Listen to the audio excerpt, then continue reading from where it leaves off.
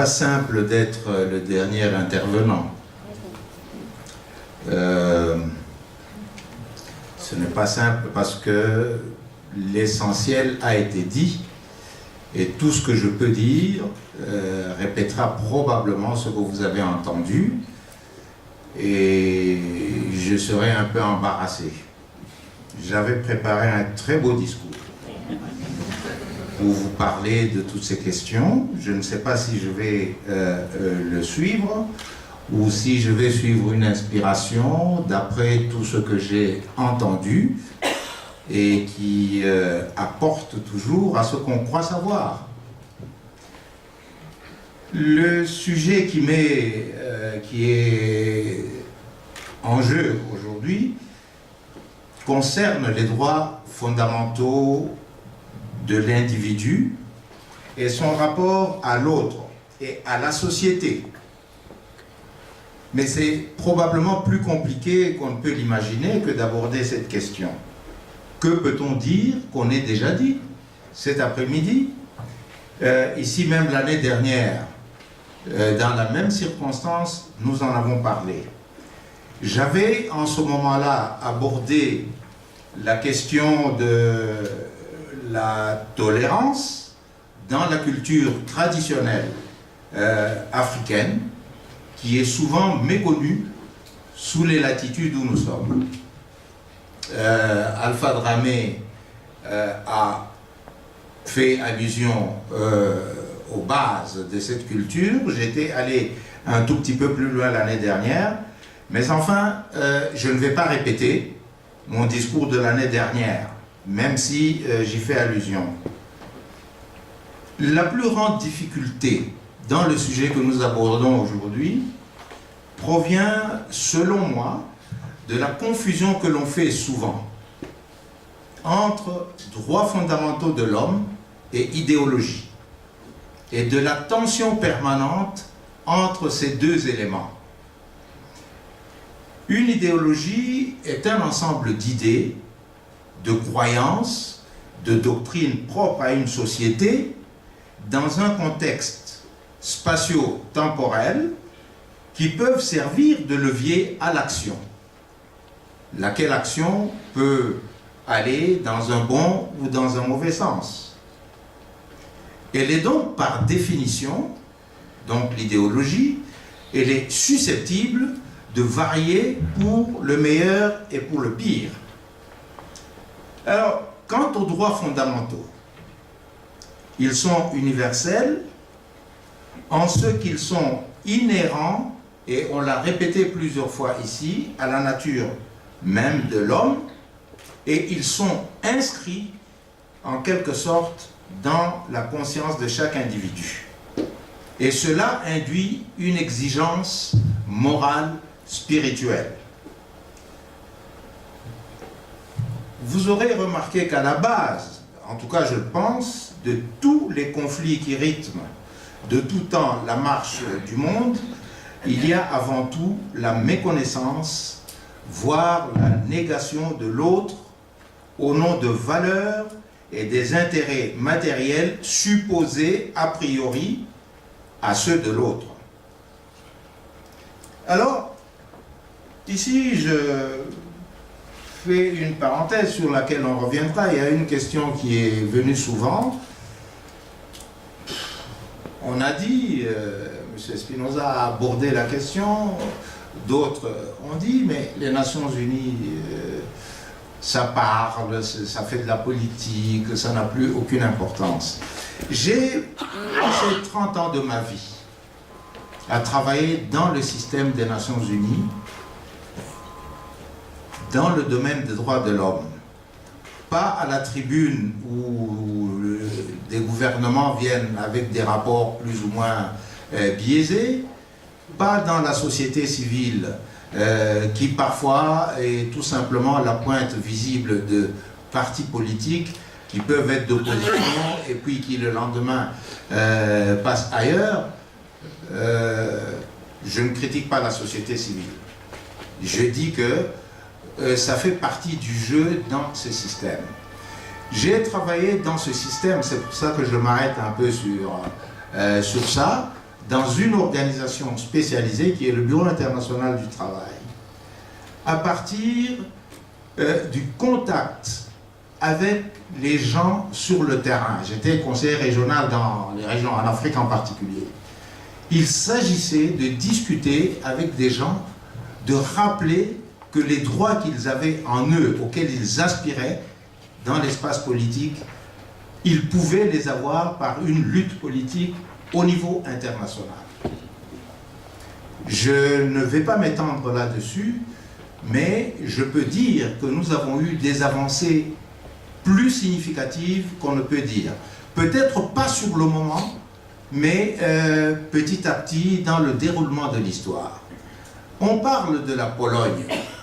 Lorsque ces débats avaient lieu, par exemple, à la commission des normes du BIT, c'était à un moment donné, grâce à la société civile, à des organisations syndicales qui, elles, avaient conquis le droit de s'exprimer et d'agir en tant que syndicat.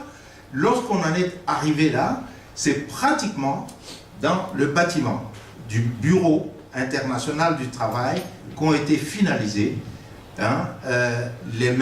les éléments qui ont amené celui que vous avez beaucoup connu, Lech Walesa, qui a été le premier président de la politique, ou plutôt de la Pologne dite libérée.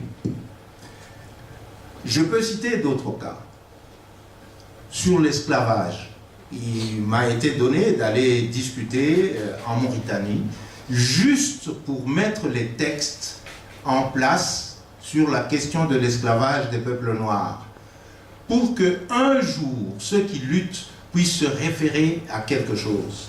Donc, je peux donner encore de multiples exemples, mais je voulais dire par là qu'il n'y a pas que le blabla dans les enceintes.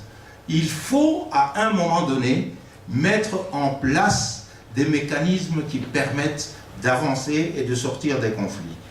Puisque je disais que, de tout temps, les conflits ont été, qui rythment la marche du monde, partent de la négation de l'autre. À un moment donné, il faut qu'une communauté de plus en plus large puisse prendre acte de cela et mettre en place les règles pour sortir de là. Donc, c'est en prenant acte de ces divergences idéologiques, puisque je parlais de l'idéologie et des droits fondamentaux, de la tension entre les deux, mais en prenant acte des divergences idéologiques, la communauté internationale, notamment de la manière que je viens de rappeler, a défini de manière consensuelle et inscrit dans des instruments internationaux ce qui relève de l'intérêt de tous et de chacun et établit un cadre de référence commun pour surmonter les conflits éventuels dans les rapports entre les individus et entre les peuples. Donc les instruments internationaux qu'on appelle droits de l'homme, effectivement le terme peut être un peu parfois bizarre et contre-productif, mais il n'y en a pas tellement d'autres. On peut mettre beaucoup d'autres termes l'un à côté de l'autre, mais on a retenu celui-là parce que peut-être c'était tout simplement un consensus entre les autres, et puis petit à petit on a ajouté non seulement les droits fondamentaux de l'homme, et puis il y a eu les droits fondamentaux des peuples et tout ça. Et tout cela est repris dans les constitutions et les textes fondamentaux au niveau national, que souvent on ne respecte pas. Mais enfin, ils sont là, ils constituent une référence. Mais une fois que j'ai fait cette mise au point, j'espère que vous m'avez compris, je reviens à notre sujet du jour. Parce que s'ouvrir l'un à l'autre, c'est une démarche pour essayer de vivre en paix avec son prochain. Non pas à longue échéance, mais au quotidien. Et cela est un chemin pour réaliser la paix universelle. D'où les instruments fondamentaux au niveau universel. Mais cela ne va pas de soi. Comment faire pour cela? La réponse, pour moi, est sans équivoque. Et c'est ce qu'on a dit, s'ouvrir à l'autre. Mais qu'est-ce que cela veut dire, s'ouvrir à l'autre? Comment faire pour s'ouvrir à l'autre? S'ouvrir à l'autre ne veut pas dire nécessairement adhérer aux valeurs de l'autre, mais essayer de les comprendre déjà, dialoguer pour trouver éventuellement des points communs avec ses propres valeurs, pour autant qu'elles soient des valeurs. Cela implique de placer sans a priori les valeurs de l'autre dans le contexte culturel et matériel qui les a engendrés. Autrement dit, connaître avant de juger, avant de voir le voile qui est sur la figure ou sur le corps de quelqu'un, essayer par un cheminement de la pensée de voir qu'est-ce qu'il peut être derrière, au lieu d'agresser pour constater parfois que c'est tout simplement, je ne sais pas, un jeu, ou qu'il y a quelque chose de plus sérieux derrière. Donc, comprendre avant de juger.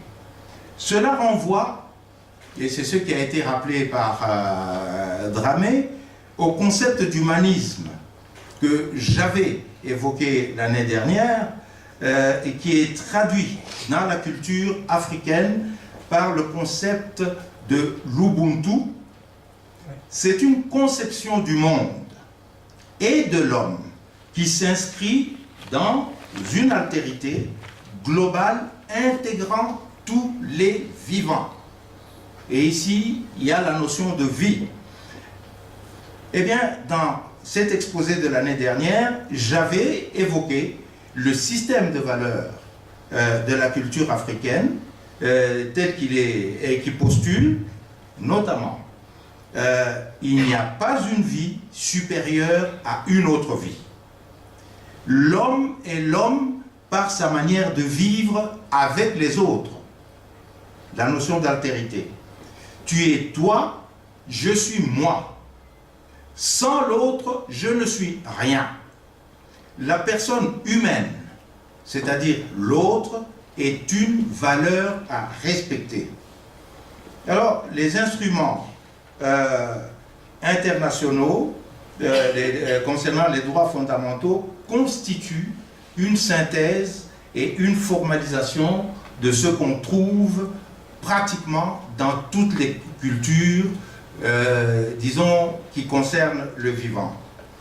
On s'ouvre à l'autre pour s'enrichir et enrichir l'autre. Ça a été dit à plusieurs reprises.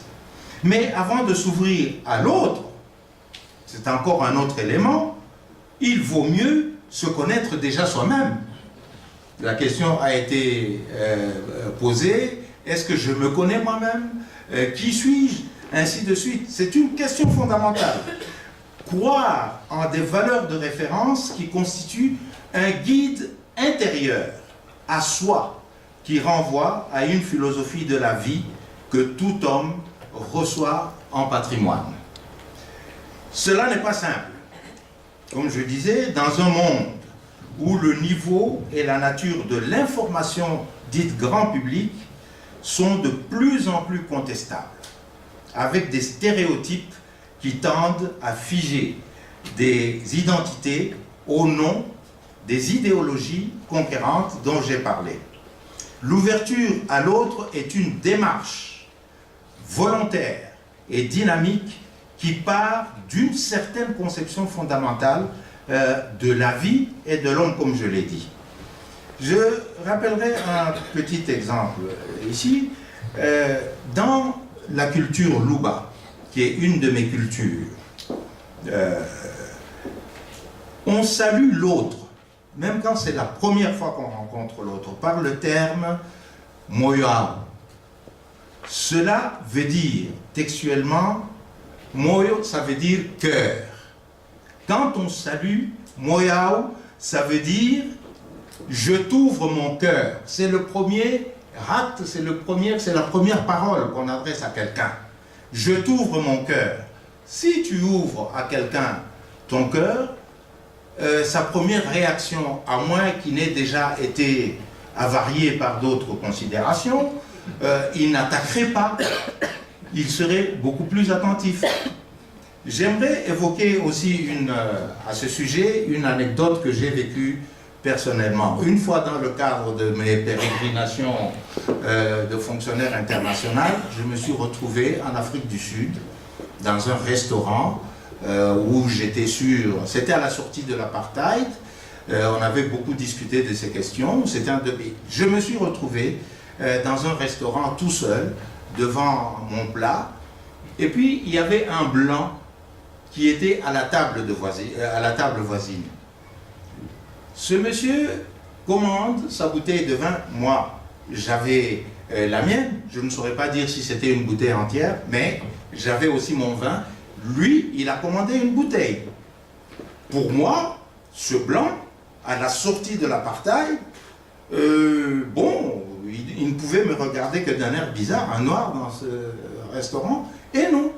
Ce monsieur me regarde, il dit « Bonjour monsieur, est-ce que je peux me permettre de vous proposer de partager ce vin avec moi? Il vient de ma région, je suis sud-africain, il vient de ma région et on fait du très bon vin. Et j'aimerais vraiment le partager avec vous. »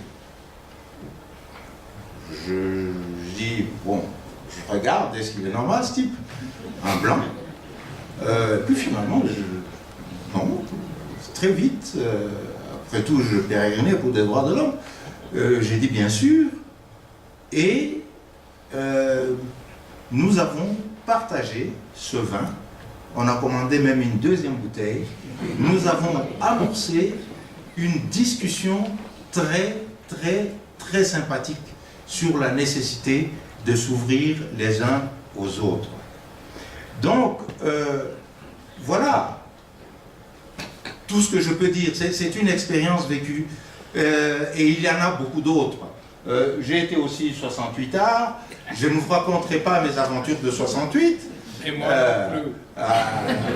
Mais elles étaient un peu moins folkloriques en Afrique où j'étais à l'époque dans nos universités qu'ici où c'était un peu folklorique.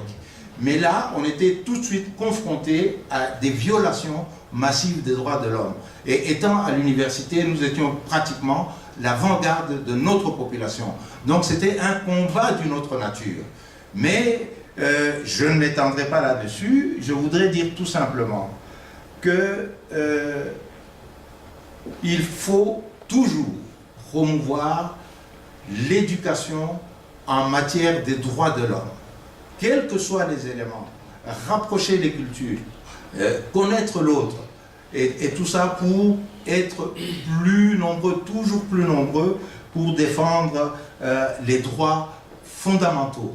C'est très important. Je crois que le rôle de l'éducation, et notamment, je crois que c'est le travail principal de cette association qui nous a invités ici, même si les jeunes ne sont pas nécessairement la majorité, mais on ne désespère pas parce que ce combat-là,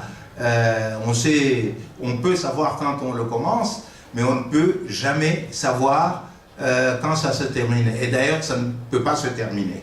Parce que l'homme étant l'homme, il renouvelle toujours ses bienfaits, mais aussi ses forfaits. Alors, donc, la question de l'éducation est un élément central, non seulement dans les structures scolaires, etc., mais dans les structures de la société civile, dans des associations, etc. Ça, c'est très important. Mais pour terminer, puisqu'il s'agit de la jeunesse aujourd'hui, c'est elle qui est au centre de notre rencontre, je voudrais simplement souligner et rappeler que la jeunesse est sans doute la période où se forgent les convictions qui donnent un sens à la vie. À l'heure du bilan personnel qui a été évoqué, il vient un moment, tôt ou tard dans la vie, où on se pose forcément la question de savoir. La question, on se la pose consciemment ou non, de savoir ce qu'on a fait de sa vie. La réponse est notamment donnée par l'exhortation de ce grand et vieil homme qui nous a déjà quittés, que fut Stéphane Hessel, un des pères de la Déclaration universelle des droits de l'homme, et qui s'adressait, il avait plus de 90 ans, je crois, il s'adressait à la jeunesse en ces termes: engagez-vous. Et on le voyait à la télévision, chaque fois répéter cette exhortation: engagez-vous. Parce que, en vous engageant, quand vous êtes jeune, en vous engageant activement dans la défense des droits fondamentaux pour vous-même, c'est moi qui marche dans les pas de Stéphane Hessel, et en vous ouvrant aux autres, vous contribuerez à la paix dans le monde et vous pouvez être assuré de donner un sens à votre vie d'homme parmi les hommes. Voilà ce que j'avais à vous dire. Je vous remercie de votre patience, mais ayant eu pratiquement le privilège de parler le dernier, j'en ai un peu profité. Hein.